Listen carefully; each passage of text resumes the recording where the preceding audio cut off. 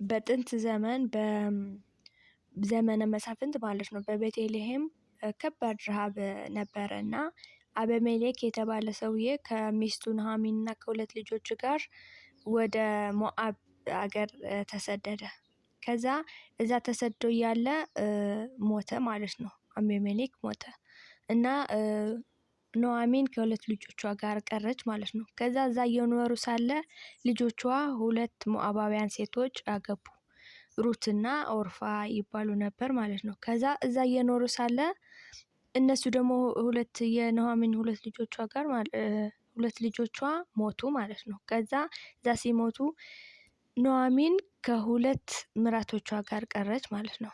ከዛ እዛ እየኖረች ሳለ ደግሞ ቤተልሔም ረሃብ እንደሌለና አዝመራ እንደሆነ ሰማች ማለት ነው። ከዛ ወደ ቤቷ ወደ ቤተልሔም ለመመለስ ፈለገችና ምራቶቿ ጠርታ ወደ ቤተልሔም እንደምትመለስና እነሱ ደግሞ ወደ ቤታቸው እንደሚሄዱ ነገረቻቸው ማለት ነው። ከዛ ኦርፋ በስንት ልመና ወደ ቤቷ ተመለሰችና ሩት ግን እኔ አልሄድም አልመለስም፣ ወደ አንቺ ነው የምመጣው፣ አንቺ በምትሄጂበት ቦታ ነው የምሄደው፣ ሁሉ አምላክሽ አምላኬ ሕዝብሽ ሕዝቤ ይሆናል፣ አንቺ በምትሞችበት እኔም እዛ እቀበራለሁ ምናምን አለቻትና ከዛ ሁለቱ ኑኃሚንና ሩት ወደ ቤተልሔም ሄዱ ማለት ነው። እዛ እንደደረሱ አዝመራ በሚሰበሰብበት ጊዜ ነበርና ሩት ኑኃሚንን ለመርዳት ቃርሚያ ልትቃርም ወደ እርሻ ቦታ ሄደች ማለት ነው።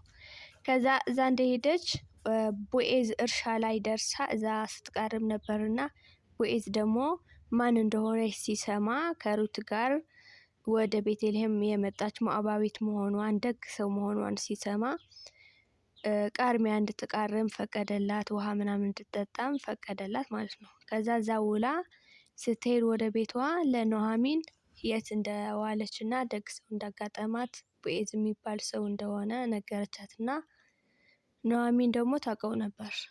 ምክንያቱ የአቤሜሌክ ቅርብ ዘመድ ስለነበር ማለት ነው። ከዛ ደግ ሰው እንደሆነ ስለምታውቅ እሷ ደግሞ ርስቷ የአቤሜሌክ ርስት ለማስመለስ ስለምትፈልግ ማለት ነው። በዛ ጊዜ ደግሞ የቅርብ ዘመድ ነው ርስትን የሚያስመልስ ማለት ነው። ከዛ ግን አስመልሶ ደግሞ ማግባት አለበት ወይ ደግሞ ሴትየዋ እዛ ቤት መኖር አለባት ነው የሚለው ሕጉና ከዛ ቦዔዝ ሩትን አገባ ማለት ነው። ሩት አገባና ከዛ ወለዱ። ስሙ ደግሞ ኢዮቤድ ይባላል ማለት ነው። ከዛ በኋላ ኑኃሚን ደግሞ የልጅ ልጅ አቀፈች ማለት ነው። ያ የተወለደው ሕፃን ደግሞ ኢዮቤድ ማለት ነው። የእሴይ አባት ወይ ደግሞ የንጉስ ዳዊት አያት ሆነ ማለት ነው። ከዛ አሁን ሩት በኢየሱስ ክርስቶስ የትውልድ ሐረግ ተካተተች ማለት ነው። ስለዚህ ከሩት የምንማረው አሁን በጣም ጥንካሬ ነው ማለት ነው። ትዕግስትና ጥንካሬ እና ደግሞ ታማኝነት ነው ማለት ነው።